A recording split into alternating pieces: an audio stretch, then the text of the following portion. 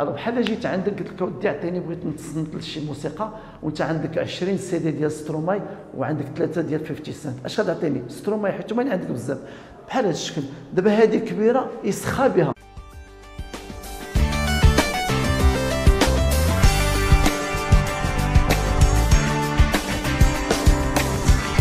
Bonjour, aujourd'hui on va voir Inch'Allah ensemble la radioactivité, c'est-à-dire la décroissance radioactive. On va essayer de voir pourquoi un noyau se désintègre et pourquoi un autre ne se désintègre pas. Et on va essayer de traduire ce type de désintégration sous forme d'une équation. Et on va essayer de voir la relation temporelle qui nous montre comment un échantillon se désintègre. Et on va closer par une formule très importante, la datation. À tout à l'heure. Un noyau dit radioactif, c'est un noyau qui n'est pas stable. Et pourquoi il n'est pas stable? Dit instable, parce que les forces répulsives à l'intérieur du noyau de l'élément radioactif, il l'emporte devant les forces attractives. Quand un noyau se désintègre, il va être qualifié comme un noyau pair, qu'on le représente par X, A1, Z1. C'est le noyau pair. Quand le noyau pair se désintègre, qu'est-ce qu'il va donner? Il va donner naissance à un autre noyau qui porte le nom de noyau fils, qu'on représente par X, A2, Z2. C'est le noyau pair d'indice 1 et le noyau fils d'indice 2, accompagné d'un rayonnement. Ce qu'on a le rayonnement, P, A3 et Z3. Le rayonnement P, A3, Z3, il peut être soit bêta moins, soit bêta plus, soit alpha. Alors, que représente le symbole bêta moins? Eh bien, c'est un électron qui n'a pas de masse, mais une charge négative. Et bêta plus, c'est un positron qui a comme charge plus 1 et comme masse nulle. Mais alpha représente le noyau d'hélium He de 4. Quand est-ce qu'on parle de bêta moins? Quand est-ce qu'on parle de alpha? Quand est-ce qu'on parle de bêta plus? C'est simple. Il faut comparer le nombre de noyaux avec le nombre de protons. Alors, on va obtenir un rayonnement bêta moins, c'est le nombre de neutrons qui l'emporte devant le nombre de protons du noyau. Si c'est le cas de Z qui est supérieur à N, on va obtenir bêta plus. Pour le cas de l'hélium, si le noyau est lourd A supérieur à 200 ou Z supérieur à 82, eh bien, on va voir le noyau d'hélium. Alors, comment doit-on faire pour différencier ou identifier le rayonnement qui va être adéquat à l'équation de la réaction? Eh bien, on va passer en faisant appel aux lois de Soddy. Les lois de Soddy, les lois de conservation de nucléon, conservation de la charge. C'est-à-dire, si le noyau pair a A1, eh bien, automatiquement, le noyau fils plus la particule, la somme d'hydrogène égale à A1. Si le noyau pair a le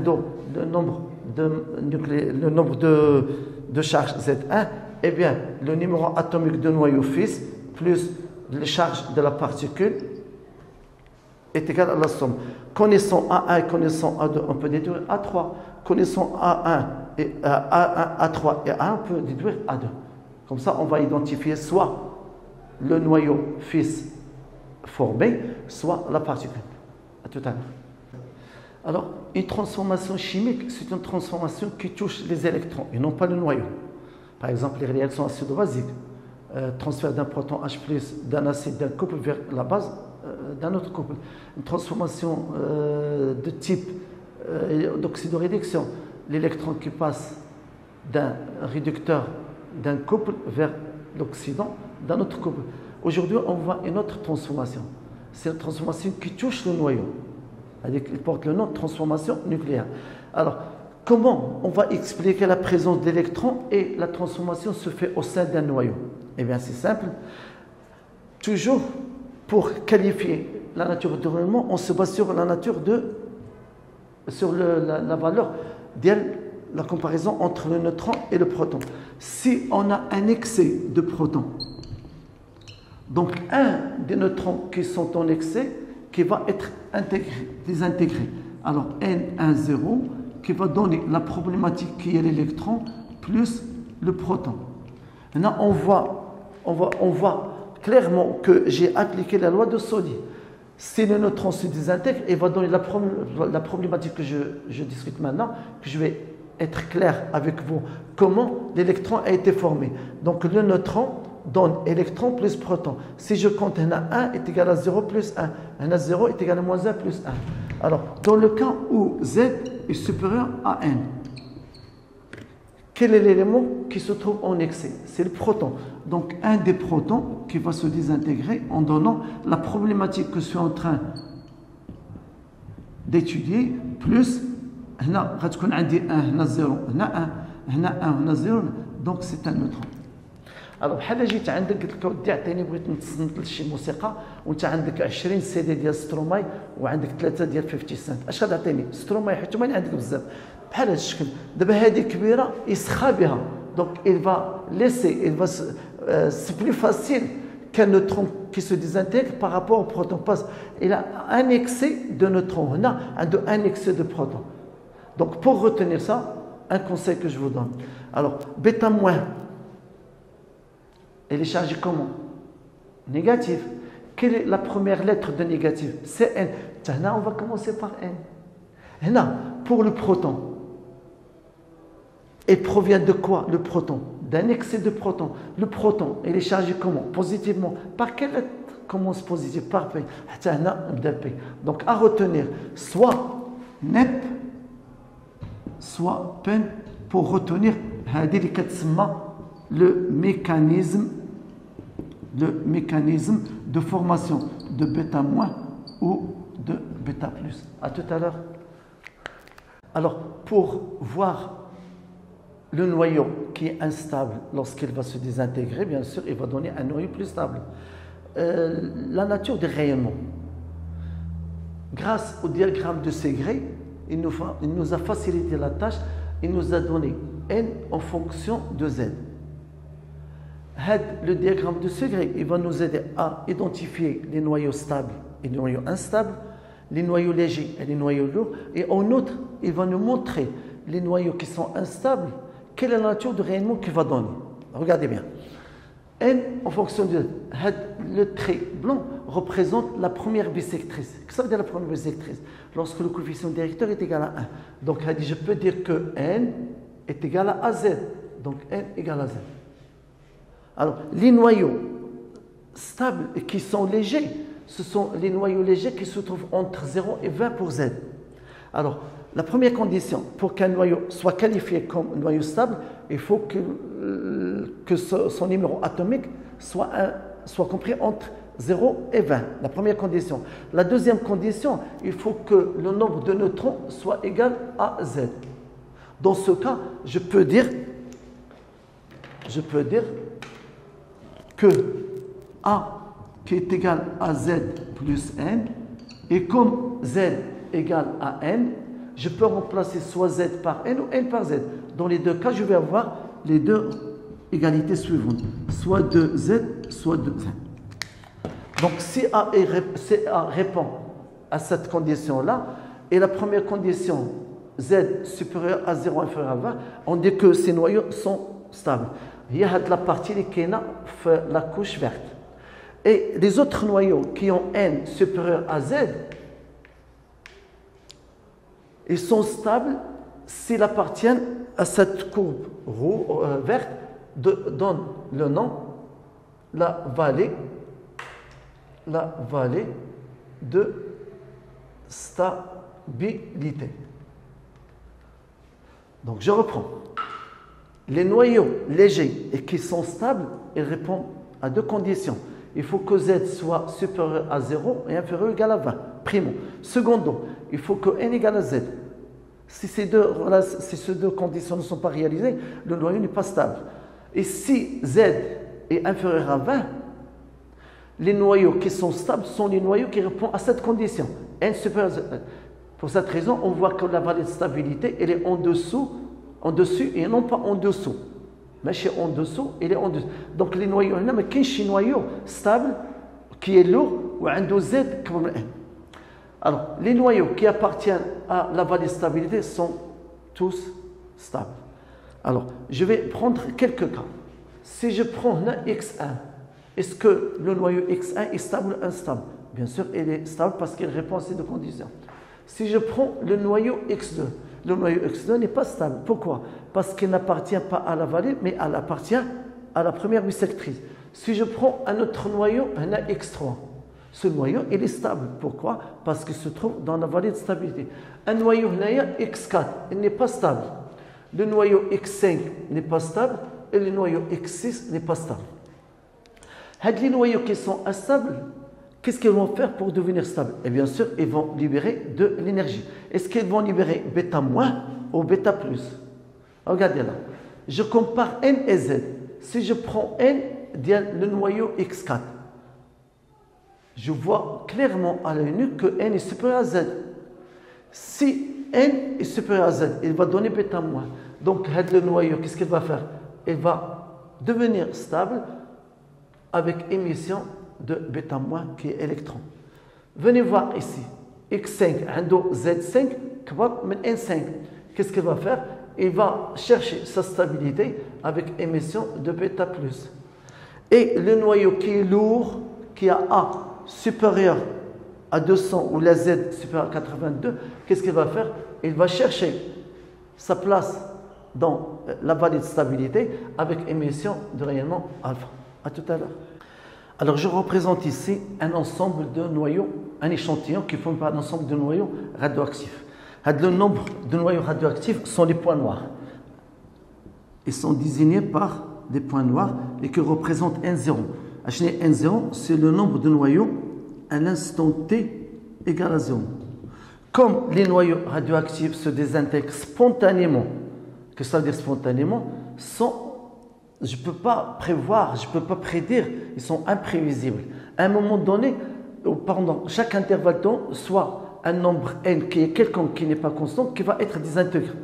Alors, la manière dont il va désintégrer le noyau, l'échantillon, c'est une manière aléatoire. Le nombre de noyaux qui va être désintégré, le nombre va diminuer. Donc, à l'instant t, je vais avoir un nombre n qui est inférieur à n0. Alors, les noyaux de l'échantillon qui vont se désintégrer, ils vont suivre une loi appelée l'exponentielle décroissance. Donc, c'est une fonction décroissante d'exponentielle.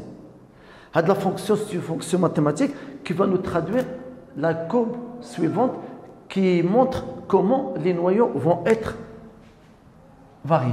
Donc, je représente à chaque instant, on compte le nombre de noyaux restants, comme retenez ça, restant, ou hada à l'instant T. Donc le nombre de noyaux restants à chaque instant on va compter le nombre de noyaux restants et on va tracer de la courbe qui commence à partir de N0 et va diminuer jusqu'à le dernier noyau. Le premier point montre N0. Retenez ça. Le nombre de noyaux représenté, c'est l'axe de N, c'est le nombre de noyaux restants et non pas le nombre de noyaux désintégrés. Donc le nombre de noyaux restants à chaque instant nous permet de tracer cette relation. Et cette relation, je vais la traduire par la relation suivante de la courbe. N, un instant T, égale N0, E moins lambda T. La relation va nous permettre de déterminer le nombre de noyaux restants. Connaissant le nombre de noyaux restants, je peux déterminer l'instant correspondant à ce nombre qui a été désintégré. Alors, N, c'est le nombre de noyaux restants à chaque instant. N0, c'est le nombre de noyaux initial. Lambda, c'est une constante radioactive qui caractérise chaque échantillon. Et l'instant T, on va dire c'est la fonction exponentielle. Vous allez la voir très approfondément avec votre prof de maths. Moi, je vais donner quelques relations sur l'exponentielle. Eh bien, l'exponentielle, c'est quoi? L'exponentielle, c'est une fonction qui est l'inverse d'une fonction ln. À retenir ça, à faire comme avec quelques notions. Logarithme, c'est une fonction qui est admise comme fonction inverse 10. C'est pour cette raison on dit soit logarithme décimal, c'est-à-dire logarithme à base 10, c'est-à-dire logarithme, la fonction inverse d'elle, il y a 10. Par exemple, log d'il 10 exposant n, il y a n. Donc log c'est la fonction principale, 10 c'est la fonction inverse. Kena ln. ln c'est une fonction principale où la fonction inverse d'elle, il y a l'exponentielle qui donne n. Alors, tout à l'heure, je vais vous donner 6 relations à retenir par cœur qu'on aura besoin pour les exercices. Alors, revenons à notre cas. C'est la loi de la décroissance radioactive. Lambda, c'est une constante qui caractérise un échantillon.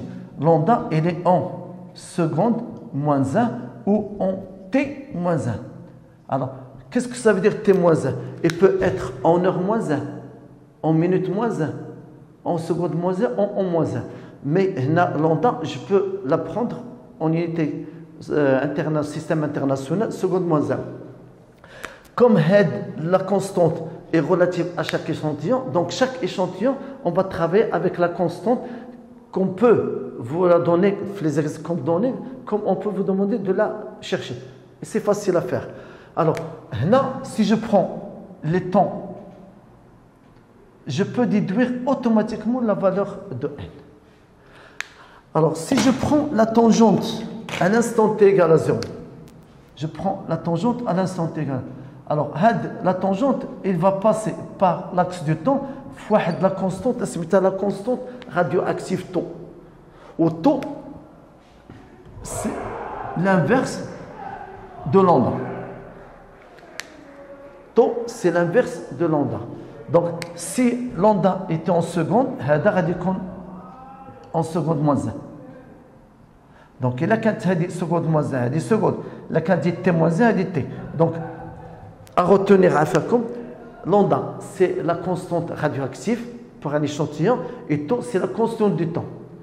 Alors, pour déterminer graphiquement la constante du temps, eh bien, je vais projeter le taux sur la courbe. On va la valeur là, qui est 0,37 de N0. Donc, la vraie définition de la constante de temps, c'est quoi? C'est la durée nécessaire pour que le nombre de noyaux restants représente 37% de N0. Sinon, je peux prendre le reliquat en disant que la constante des temps, c'est quoi? C'est la durée nécessaire pour que 63% se désintègrent.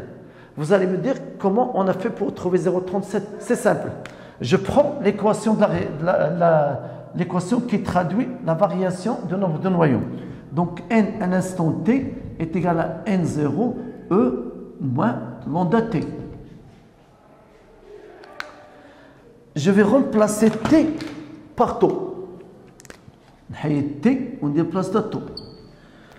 Il a dit t, on doit faire taux, 1, ce qui donne n de t égale n0 e moins 1.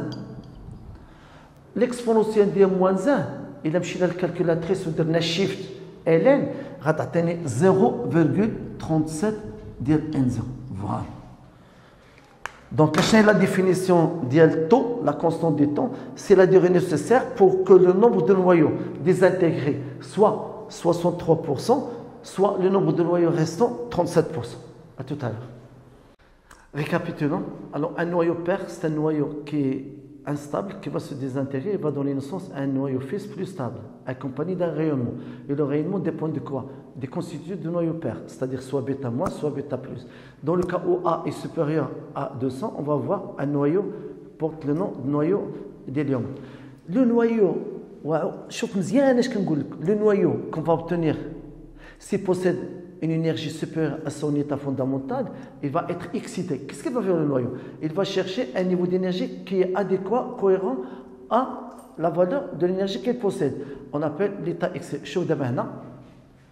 C'est le noyau pair, c'est le noyau fils. Pour différencier un noyau fils stable et un noyau fils excité, on va mettre d'astérisque. Nijma, ça veut dire quoi? Que le noyau, il est excité. D'abord, le noyau, s'il est stable, de l'énergie qui correspond à un niveau d'énergie. S'il est excité, il va monter à un niveau d'énergie supérieur. Tout atome qui a un excédent d'énergie, il va évacuer cette énergie et il va revenir à son état fondamental. Il va évacuer une énergie qui porte le nom des photons. Regardez là. Un noyau excité avec étoile, il va revenir à son état fondamental. On va éliminer l'astérix, c'est-à-dire Hada, il est plus stable à Hada. Il est désexcité à la excité. Hada, il se trouve son état excité à l'état fondamental. La variation d'énergie, elle apparaît sous forme de photons. Quelle est la particularité des photons? Les photons n'ont pas de masse, n'ont pas de charge, mais ils sont très énergétiques. عندهم واحد la longueur d'onde صغيرة, ils sont très énergétiques, E. Alors E est égal à H nu. H c'est une constante de Planck, c'est une donnée, et nu c'est C sur lambda. Alors regardez bien, lambda et E ils sont inversement proportionnels. La longueur d'onde صغيرة كتعطينا une énergie كبيرة. Et les photons ce sont des ondes électromagnétiques. À tout à l'heure. Alors comme on l'a dit tout à l'heure, d'un échantillon qui est plein de noyaux radioactifs, qu'est-ce qu'ils vont faire? Ils vont subir des intégrations d'une manière aléatoire, mais qu'ils respectent la loi. Le nombre de noyaux à l'instant T, j'ai bien dit restant, est égal à le nombre de noyaux initial à roi, l'exponentielle moins lambda T. Qu'est-ce qu'on a dit tout à l'heure pour lambda? C'est une constante radioactive et qui est l'inverse de la constante du temps. C'est-à-dire lambda est égal à 1 sur tau, et pour bien retenir, goulot, lambda fois tau égale à 1. Alors, tau c'est quoi? C'est la constante du temps qu'on représente par tau et qui est égale qui est obtenue par la projection de la tangente à l'instant t égale à 0 sur l'axe du temps. Alors, si je projette le temps t sur la courbe, je vais obtenir comme on a dit tout à l'heure, 0,37 de N0. Donc je vous rappelle la définition de la constante du temps tau. C'est la durée nécessaire pour que le nombre de noyaux désintégrés soit ou soit. Le nombre de noyaux désintégrés est égal à 63%, soit est égal au nombre de noyaux restants qui est égal à 37%. Maintenant, si je prends la moitié qui va être désintégrée, si le nombre de noyaux qui va être désintégré est la moitié du nombre initial des noyaux de l'échantillon, il reste 50%. Donc venez voir. Si je prends 50 et je la divise N0 et je la divise par 2, je vais avoir la moitié, 50%. Je projette N0 sur 2 sur la courbe et me donne le temps T 1,5 qui est toujours inférieur à tau. C'est quoi T 1,5? C'est la durée nécessaire pour que la moitié de l'échantillon soit désintégrée. Donc T 1,5, c'est la durée nécessaire pour que 50% de l'échantillon soit désintégré. Alors, on va démontrer la relation suivante. C'est que ln de 2 est égal à lambda, la constante radioactive, multipliée par T 1,5. Revenons à notre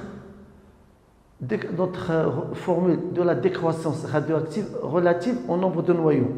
Alors, n à l'instant t égale n0 e moins lambda t. À quoi est égal le nombre de noyaux à l'instant t égale 1,5? Donc, à l'instant t 1,5 est égal à n0 e lambda 1,5. N à l'instant t 1,5, c'est que la moitié de l'échantillon initial a été désintégré et la moitié qui reste. Donc je peux la représenter par N0 sur 2 qui est égal à N0 E moins lambda T 1,5.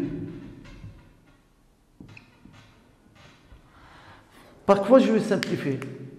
Par N0, ce qui donne 1,5 égale l'exponentielle de moins lambda T 1,5. Alors, je vais vous faire un rappel pour les 6 relations pour logarithme qu'on aura besoin.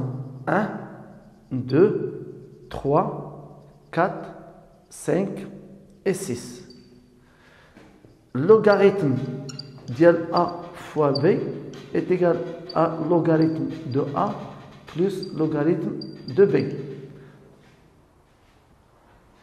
Logarithme de A fois B est égal à logarithme de A plus logarithme de B. Logarithme de 1 sur A est égal à moins log de A. Logarithme décimal, c'est-à-dire la fonction inverse de la 10, log de 10, il y a 1. Log de A exposant n, il y a n log de A. Et log de 10 exposant n est égal à n. Alors, on va garder les mêmes expressions pour ln. Seulement, je vais ajouter ça. Ln de 1 sur a est égal à moins ln de a. Et ln de la fonction inverse, l'exponentielle x, il y a x. Donc, dorénavant, pour éliminer e, que dois-je faire? Je vais faire introduire ln. Alors, regardez là. ln de 1 sur 2 est égal à ln de e moins lambda t. À quoi est égal le 1, ln de 1 sur 2? Il y a log de 1 sur a, il y a moins log de a. Donc, ln de 1 sur 2, il y a moins ln de 2. ln de la fonction exponentielle, il y a x. بحال شديت او ودرت لها بلونكو. اشنو هو بلونكو ديال الاكسبونونسيال؟ هو ال يعني ملي بغي نحيد او ندير لها بلونكو. بلونكو هو ال ديال او مشات بحالتها ولات هي ال ان دومي ان دومي. اي فينالمون غتولي عندي ال ديال 2 est égal à lambda fois t un demi. Je peux donner naissance à une autre relation en changeant lambda par 1 sur t. Tous les ln de 2 est égal à t1 demi divisé par temps. À tout à l'heure. Vous êtes toujours là. Je suis avec vous. Et alors, je vous donne des choses qui sont très importantes. Alors, l'activité A, c'est quoi? C'est le nombre de désintégrations d'un échantillon. Elle est toujours positive. Son unité, c'est le Becquerel. B, E, Q, E, R. Alors, l'activité A, on la représente soit par A minuscule ou par A majuscule. Alors, l'homme vit dans un monde vraiment radioactif. La Terre, son activité, ça varie entre 500 et 5000 becquerels. Le lait qu'on boit, 1 litre, fait 80 becquerels. Moi, l'homme, toi, ta soeur, ton papa, ta famille, ton tissise, d'ailleurs, elle a 130 kg, 130 becquerels kilogramme. Alors, je vous donne l'activité, l'accélération. Alors, l'accélération A, à quoi est égal à lambda fois n. Alors, à retenir, Allah yarhamik al-walidin. Toujours lambda, elle est en seconde moins 1. Alors, chaque question, tu vas voir, elle te donne le temps 1,5, c'est-à-dire qu'on a parlé tout à l'heure, le temps de demi-vie, en heure moins 1, en heure, en seconde, en an, où il te demande de travailler avec lambda. Il faut convertir lambda en temps moins 1 de la donnée et automatiquement pense à convertir le lambda à seconde moins 1 parce que tu auras besoin ici. Alors, c'est le nombre de noyaux restants ou c'est le becquerel. Alors maintenant, retenez bien, à partir de la relation de base, le nombre de la décroissance radioactive en fonction du nombre de noyaux, on peut déduire en tout 5 relations. 5 relations, la base pour établir cette relation, ce sont des notions que tu as vues il y a 2 ans. La quantité de matière est égale à la masse sur la masse molaire, le volume sur le volume molaire et le nombre de noyaux sur Na.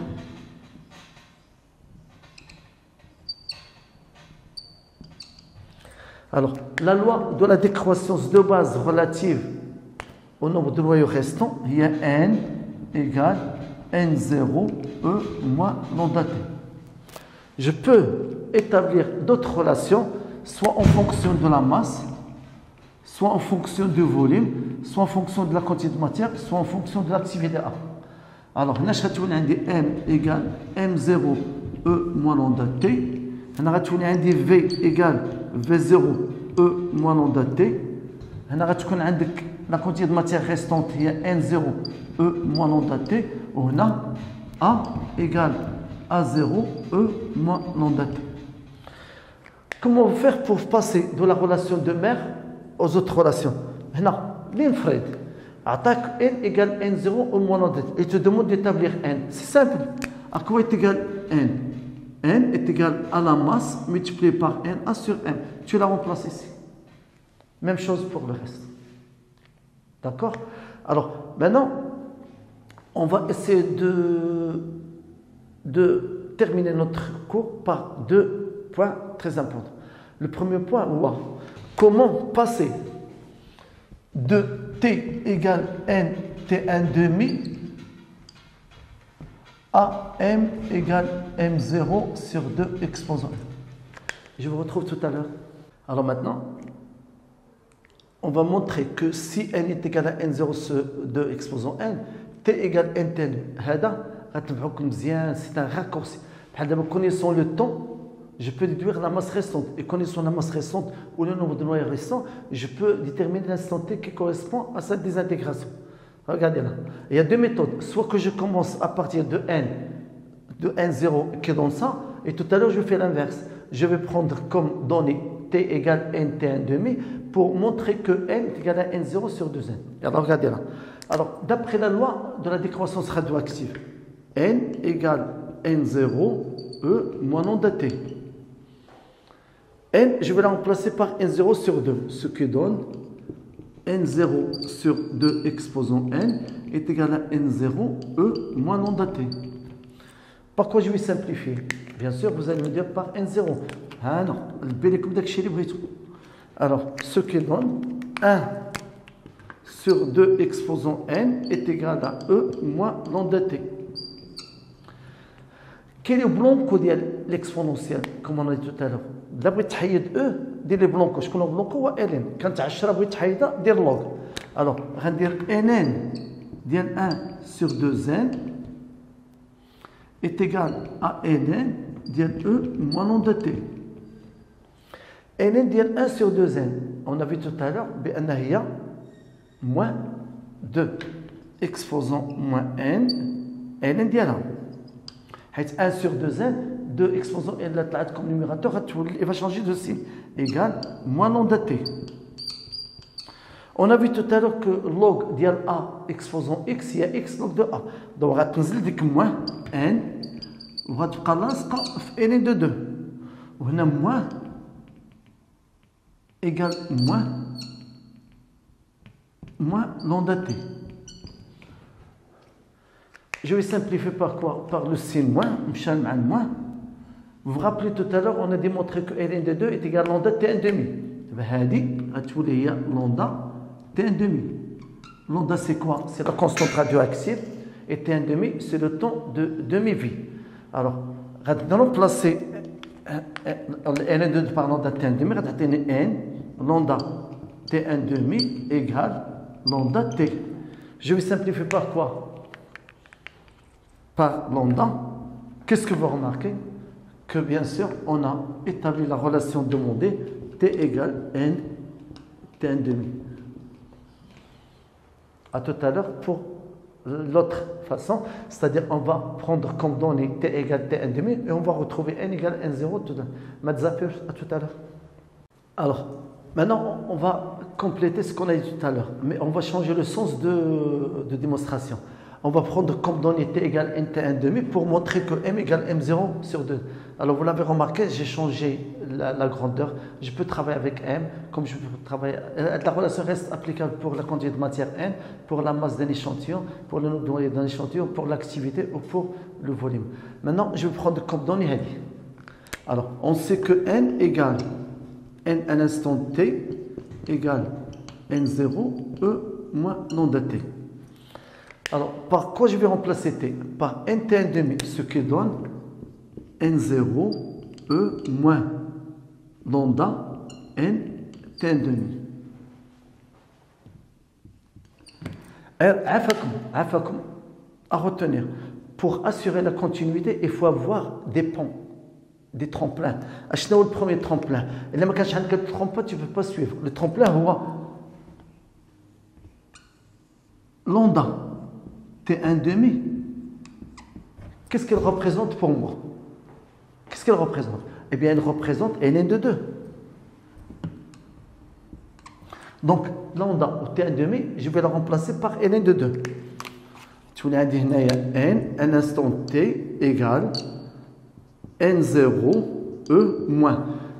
Lambda t1 demi, je vais prendre n de 2 ou n. Deuxième tremplin, pour assurer la continuité.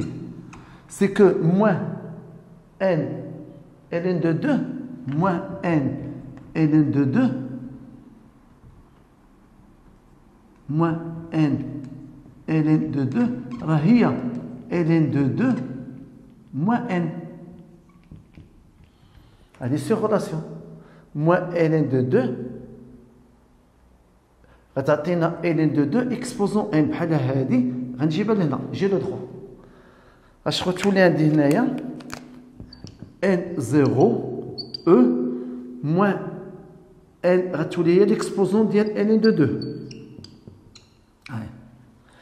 Troisième et le dernier tremplin pour assurer la continuité, c'est que l'exponentielle de ln de x est x. L'exponentielle de ln de x est x. Donc, je vous laisse n0, 2 moins n